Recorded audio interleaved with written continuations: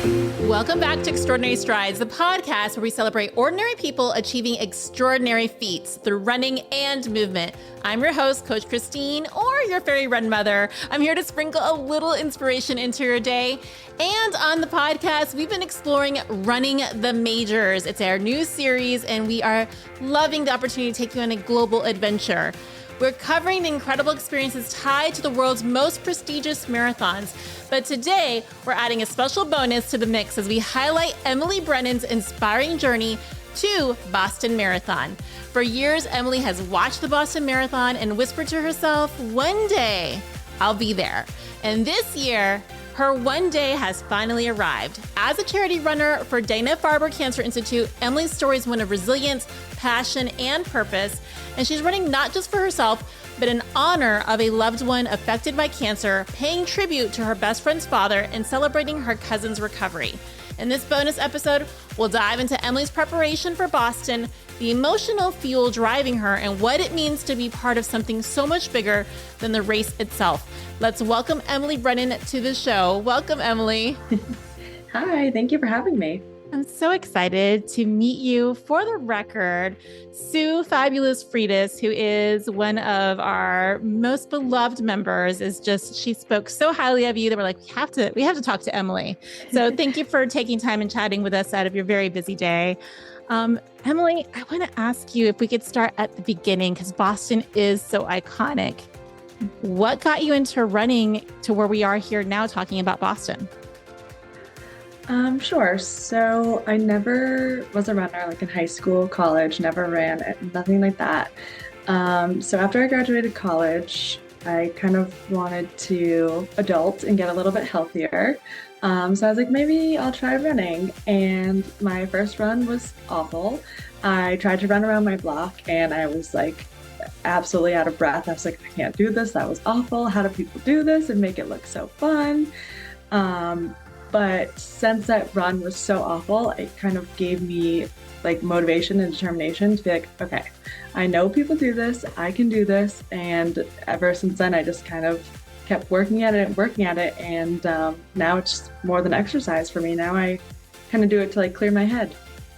So when you say you got into it kind of a little bit later on in life as a part of adulting, did you have a background in athletics or sports at all? No, I mean, I played lacrosse in high school, but when we had to run, we used to have to run like around a few blocks around the high school. And we would actually myself and a couple of my friends would cut through the track and field to skip out on some miles. So I was definitely never into it. I didn't run in college, so it just kind of happened post-grad. What do you think kind of clicked for you, where it started to feel like more than just exercise and more of part of who you are and a bigger part of your life? Yeah, so I mean, like I said, once I kind of was determined to go around the block or go a mile without stopping, it kind of gave me a sense of, like all day I'm at work and the weekends I have my other life. It gave me something more to motivate myself to do. And now, obviously if I'm training for a race, I'm kind of pushing for PRs, but outside of training, whenever I have a stressful day or like a bad day, I'm like, okay, I just need to go for a run and clear my head. And it kind of gives me like the only part of my day that I really have to myself to reflect or get any anger or stress out. I love that so much, because I do think that's what running is for a lot of us. It's like it allows us to be who we are, where we don't have to worry about being judged or having any kind of pretense. So you've touched on the fact that, of course, you're training for Boston, but you've trained for other races. Can you tell us what was your foray into where it went from running, maybe even for joy, into I'm going to try to sign up for this race? And what was the distance? Sure. So my first official race was in 2018. It was the Falmouth Road Race. I worked at a nursing home back then, and I worked in the memory care unit. And I remember one of my coworkers saying she was going to run for Team Alzheimer's. And I was like, oh, maybe I should do that. Maybe I'll train and, see if I can go. I think that was the first time I ever did more than 5K. So it was a very big deal. So, I don't think I really even trained for that. I kind of just went for it. And it was the race is in August, so it was so hot out. I think there's a big hill at the end that I definitely walked, but I was so nervous at the start, but then, once you start running and there's so many people around you, different ages, different abilities, and, the crowd is amazing. My family was there cheering me on, and it just the nerves kind of changed into like excitement, and I was just happy to be there. And I remember being so tired once I finished because it was so hot out and I did not train. I probably didn't have any fluids or fuel, but ever since that feeling of running through the crowds with all those other runners, I was kind of hooked on the racing aspect. It's an iconic race. For your really first is. one It's out, like so much fun. You went big, my friend. I did. That's pretty incredible. Like I thought you were going to say a typical, like I signed up for my local 5K. No, you went for like one of the truly iconic races of the whole racing world. So for friends that aren't familiar, the Falmouth Road Race is actually really highly attended by a huge field of Olympians and elites. Of course, there's also the extraordinary runners out there that are more of the recreational runners, but it's a beautiful, not typical usual course, because I think it's only 7 miles, right? Yes. Yep. Right. Only 7. So it's just, I know I shouldn't even say that, but it's usually we think of like halves or fulls or anything of that sort, but it's a 7-mile race. It's a different distance that we're usually used to hearing, but I absolutely love that it was your first foray into that world. And I think we all can identify with signing up for a race and not necessarily knowing what we got ourselves into. Yes. So what came next after that? What made you decide, okay, I really did enjoy this. I love the crowds. I love the energy. Where did you go after that?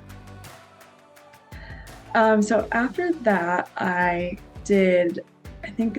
always done like the BAA 5K and 10K. So I did a couple of those, and that's when I kind of started to get on more of like a training schedule. Mm-hmm. Probably not really for the 5Ks, but the 10Ks, I would kind of, set up my weekly workouts, like how many miles I should run. I focused more on like stretching, and I kind of started to focus more on like time goals and PRs. Not like super, super like strict with it, but just, focusing a little bit more on like the training and hitting PRs. Okay. Well, that's amazing. I'm curious, how did you evolve from the 5K, 10K, 7-mile range into where you are now training for Boston? So I always went to Boston to watch the marathon, obviously. It's such a fun day for spectators. The energy is amazing. And I remember, I think I've gone every year besides the year that it was super monsooning and rain. And now looking back, I'm like, oh, I feel bad. I wish I went because they were probably in desperate need of supporters. Was that the year that Des Linden took home the win? Yes, I believe so. So I missed that too. Okay.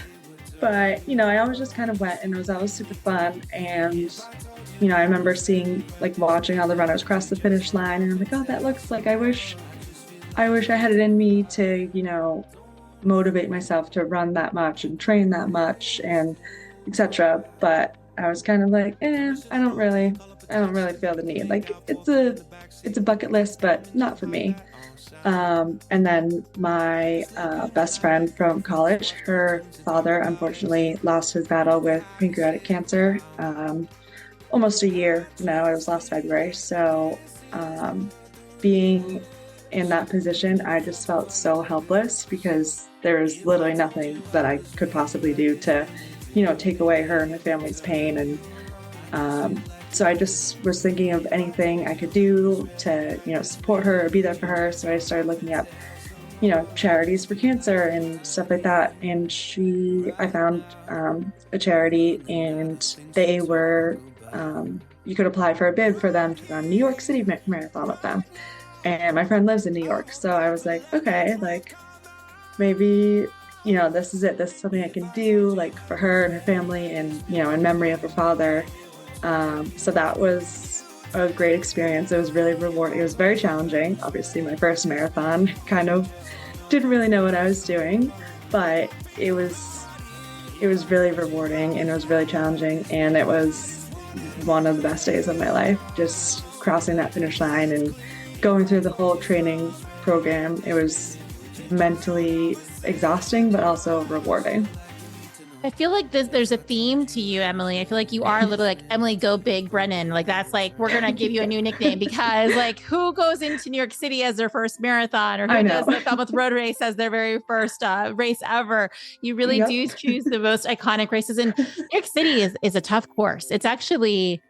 It has more elevation changes and more elevation than Boston does. So it's a tough one. Congratulations on finishing that up. And I love that you dedicated the training and such a beautiful memory to honor a loved one, like with your friends and honor their pain and their loss. So it sounds like what also propelled you to move from New York City here to Boston. So did you cross the finish line and you're like, you know what, this is just my jam now. I'm gonna make this happen again? Pretty much, yeah. I remember after I crossed the finish line, I was so like high off adrenaline. I was like just so happy and excited, and all my friends and family were there. And then the next day, like Marathon Photo released all their photos. Obviously, I bought them. It was like $100 for maybe 5 good photos where I didn't look like I was dying. But in every single photo, I was smiling. And I was showing them to my parents, and they're like, "Did you just smile the whole entire race?" And I was like, "Yeah, I actually did." Like, I was like, "I need to do this again." Like, this was like I said, it was one of the best days of my life. So, like, I'm doing it again. So I was like, well, might as well bring it back home to Boston. So, oh my goodness. Sorry. So no. I'm just amazed. Like, who goes from New York City? Like, there's not even, you go straight into another training cycle, essentially. Yep. My friends and family were like, "You're crazy. Your body's gonna your knee's gonna break. You're never gonna raise the money. Like, you're a psycho." And I was like, well, that makes me want to do it even more. So thank you. So you applied to the charity, or because you had already worked with this organization, this nonprofit, you knew that you could get a spot. I mean, walk us through this. Like, how does this happen? So for the charity I ran for New York, they actually only had 5 bibs for Boston, and those bibs were already filled by the time New York was over. So I was kind of late to the ball with applying to charities. And I know people who run Boston, they apply to multiple charities like far in advance, but I knew I only wanted to run with one. So that was Dana-Farber, and that's the only one I applied to. And I just kind of, again, I was late to the game. I don't think I applied until right before Thanksgiving, just because after the race, trying to get, everything together. So I had applied with them, kind of explained my story. My cousin was treated there. I had just run New York and raised all this money. So, I'm confident I can meet my fundraising goal again, et cetera, et cetera. So they actually came back a week later saying I was on the wait list. So that was actually super upsetting. I was totally crushed, but I was like, you know what? It's okay. Like, I can wait till next year. Like, it just wasn't meant to be. And then another week later, or maybe 2 weeks later, right before Christmas, they had emailed me again saying that I was offered a spot. So it was like an early Christmas present. It was like just such a great feeling. I love to hear that. Well, congratulations. I want to just kind of reiterate to folks, because as we continue to get into the World Marathon Majors becoming more and more and more popular, spots are so much harder to get in every capacity. And I really am a big believer, if there's a will, there's a way. So being patient, going after exactly who you wanted to work with, that you're passionate about, because that makes such a huge difference. And I'm sure that they could tell when you were speaking to them that you were passionate about it. So here we are in Christmas, and now we are ready to kick off training again. Or did you already kind of start your training at that time, knowing that you were going to make Boston happen? Or what are you thinking here? Because you're like, now I have fundraising, which fundraising for Boston is no joke. Yes. So I'm on week 3 of my training for the marathon. And I'm also on week 3 of fundraising. So I'm a little behind, but I'm confident I can make it happen. It is it's a little overwhelming because like every time I see someone post like, oh, 100 days left to the marathon, or like, I'm like, oh my gosh, that like, so I have 100 days to raise like this money. And like that part is more, I think, overwhelming than the training. The training gets tough and it requires a lot of dedication. And I really have to like remember why I signed up to do this. But then, once I get out there and I start running, it's fine. But it's kind of like, it's like having two other part-time jobs on top of your full-time job. Yes. Yeah, for sure. Okay. So tell us more about why was this charity the one that called to you? Why are you so passionate for fundraising for them? Yeah. So, like I said, my, best friend's father passed last February.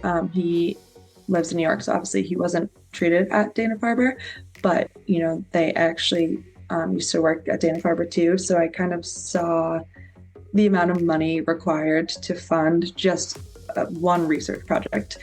And, it's hundreds of thousands of dollars to fund one research project, and you don't know if it'll flop or it'll, turn into something. So I'm always, an avid supporter of cancer research in any capacity. Looking even just, for example, at breast cancer, like many, many years ago, it was just completely different outlook of how it is now. And also my little cousin, he is 11 now. But when he was 6 and 7. So at age 6, he was diagnosed with lymphoma. And then when he was 7, actually on his 7th birthday, or the day before his 7th birthday, he returned home from Dana-Farber, and he has been in remission ever since.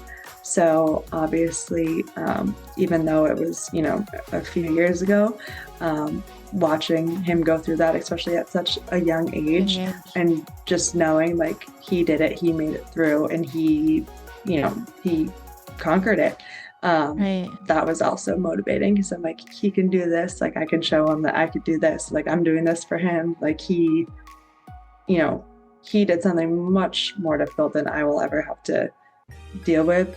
I can run 26 miles for, in honor of the care he received and in honor of, the research they fund. I think you touched on exactly what is so special about specifically the work that they're doing is the fact that it's funding research. And I know a lot of times we hear that and we think, oh, but it's research. It's not going directly to the patient, but it's actually so much bigger because it's going to potentially changing the lives of hundreds of thousands of individuals with really cutting edge technology and findings. And money does not grow on trees for them to be able to do this, but yet we are able to really save the lives of so many individuals. So I am so grateful that you're doing this and can't wait for folks to check out your fundraising link in episode notes. So friends, definitely check out episode notes while you are either out for a run or a walk, or just go ahead and pause it. You can screenshot it. You could come back to it at a later time, but we definitely want you to make some incredible donations here for Emily. Okay, so we know that you are getting ready. I don't want to do the countdown because I know that it's a little panicking as we think about it, but I'd love to know, where do you feel that you want to do things differently for this marathon that maybe you learned from your experience at New York City? I'm definitely incorporating more strength training and more stretching. Okay. I actually had a little IT band injury going into New York. Okay. So that was, not fun, but so I didn't strength train at all. I barely stretched. So definitely prioritizing both of those things, especially for, Heartbreak Hill and the Wellesley Hills. Those are, just a different beast. So definitely more strength training and stretching, and focusing more on my nutrition as well. Just making sure I'm eating enough carbs, eating enough protein, just, what I need to be healthy for race day. Okay, so you've made some tweaks so that you can definitely show up and feel your strongest. Yes. I am curious, what are you most excited about? Since this is your iconic hometown race, you grew up watching it, spectating it. What are you most excited about for this course? I, weirdly enough, am very excited for Heartbreak Hill because everyone always talks about it, and I just want to, I just want to be able to say that I conquered it. I want to be able to see what it is and just run up it and just, like, this is what I've been waiting for my whole life, to conquer Heartbreak Hill. And I'm so excited to do it. I loved Heartbreak Hill. I have to say, I have a love-hate for the Citgo sign. That Citgo sign was like the biggest tease. I'm like, it felt like it was like, I'm almost there, but it's also going on for 400 miles. So right. Yeah. It's like, the Heartbreak Hill, I do think is exciting to conquer because it is. We've heard about it. Even if you haven't run a marathon before, even if you just are kind of learning about marathons, we've all heard of Boston. We've all heard of Heartbreak Hill. What are you looking forward to in terms of celebrating afterwards? Well, obviously all my friends and family are going to be there. For New York, I had a handful of friends that came, but obviously not all of them can make it just with the travel and everything. Just my parents and one of my brothers went, so it'll be nice to have all my family be able to come and cheer me on. And it'll just be, exciting to frolic around the city with my medal on, the city that I've, lived in and known my whole life. It'll feel different because, like I said, I watched it every year and now I get to experience and show off my medal in all the local bars that I go to. So you want to soak it all in, essentially, from like start to finish. Okay. And with the power of the community that you have, it sounds like you have a great family network and a friend network. Tell us more about how you're connecting your passion for running, fundraising, and the community.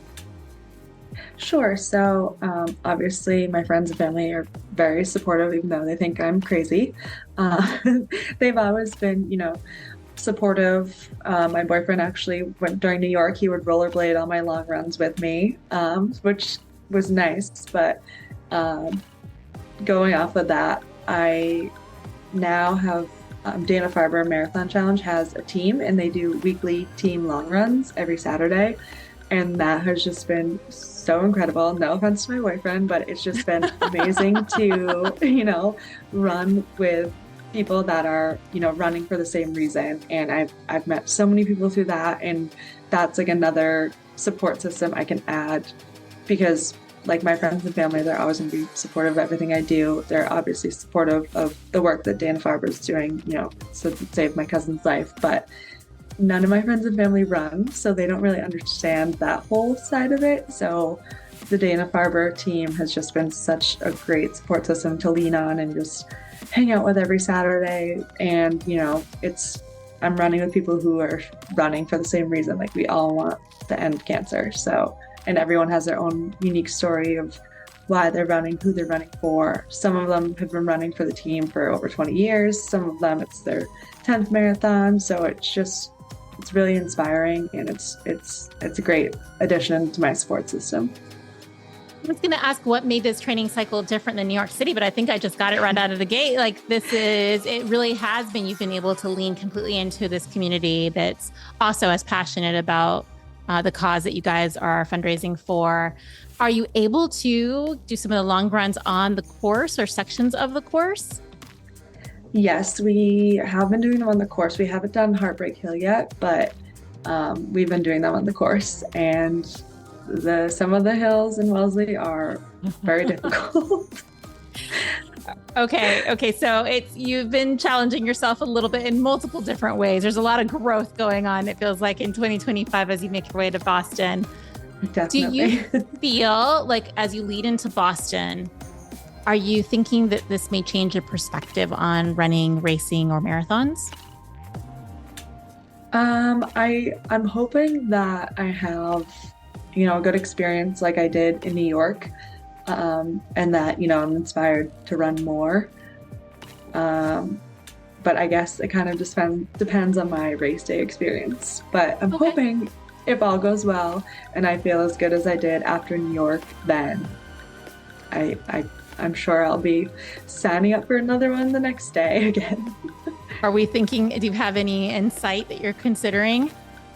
Well, I am already registered to run Chicago. Funny story. So the week after I had applied to Dana-Farber and they put me on the wait list, I was like, okay, next year, thinking there's no way I'm going to get off the wait list. I'm sure they have, like you said, Boston's so difficult to get into. I was like, you know what, I'm probably one of like 700 others on the wait list. So I applied and got a charity bid for Chicago. And then a week later, I was in Boston. So now I'm just running all year, which I'm very excited about. Oh my goodness. Okay. So it sounds like you're chasing some stars here is what I'm hearing. Okay. I'm curious, when you are done with this journey, I definitely want you to come on back and let me know what your favorites were from the star journey, because they all are so incredibly unique. Would you be willing to stick around a little bit longer and play a bit of maybe Boston Marathon or Boston this or that with me? Because I'm kind of curious now. I was going to ask if you were more excited about Heartbreak Hill or Boylston, but I already hear that you're definitely excited. You're going to be excited about Boylston once you're done with Heartbreak Hill, though. I will tell you. That's true. I'm sure I will. I'll probably be done to get it over with. So I am curious, what are you more excited about? Like the spectator crowds at Boston or the Scream Tunnel at Wellesley? Oh, that's tough. I think the Scream Tunnel. I think I need the crowd. I want the crowd to be screaming at me that I like don't even need my headphones because I can't hear the music anyways. Yeah, that's the kind of vibe I need. I'm totally with you. Now, do you feel like you would prefer more of like, do you gravitate more towards like a morning shakeout run or a post-race beer? Like, what are you more excited about? Definitely post-race beer. Or 5. Okay. Are you thinking you're going to have the medal or your finisher's jacket as your most prized possession? Jacket for sure. I already have it. It's hanging up in my closet, but I will not touch it. Do I love that. You just kind of like in the morning when you don't necessarily want to get your training, like your running shoes on, you look at your jacket. You are a smart woman, my friend. Okay, so what have you found is more difficult to train in? And maybe some of your New England winters or the heat of the summers with those hills? You know, originally I was going to say the summer because I hate the winter. I hate everything about winter. I hate being cold. I don't ski, anything like that. I love the summer. But now that I've been training in the winter, it is so much like more comfortable than the blazing hot sun. I ran in the snow on Saturday and I actually loved it. So shockingly, I'm going to say the winter. What I love is hearing you kind of have a hesitation. You're like, I ran in snow and I loved it. You're like, who is this person? What does she do with Emily? Exactly. I usually don't leave my house in the snow. So that was... I got you. I do. It's different. I will say the heat and humidity is no joke to deal with. Okay. So it sounds like we're going to be cheering you on through quite a few epic finish lines this particular year. But I want to reiterate again that you're fundraising for an incredible, incredible mission.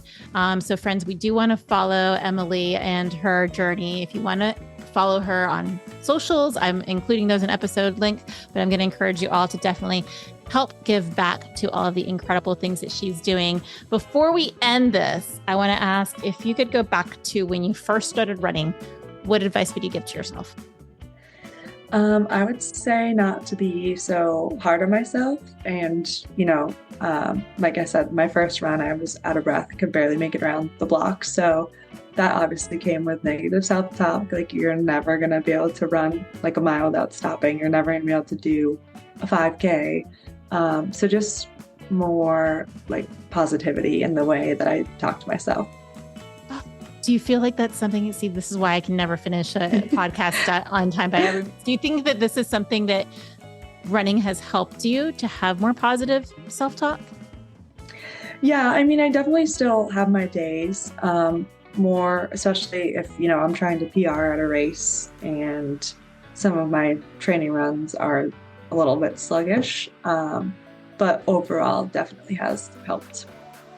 I'm hearing, are you considering trying to PR at Boston? Or reserving that for Chicago? Yeah, I don't think so. I think I'm gonna enjoy the moment, soak in the race, soak in the crowd, and not put that pressure on myself.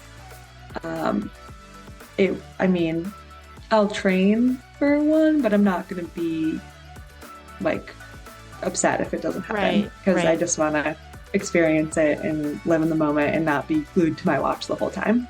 Yeah, you want to take all the incredible selfies and Yep, really not go exactly. so fast that you don't get to sink in all this incredible experience. Well, that's awesome, Emily. I can't Exactly. wait to continue following you on this. And I appreciate you coming on and sharing your journey. Of course. Thank you so much for having me.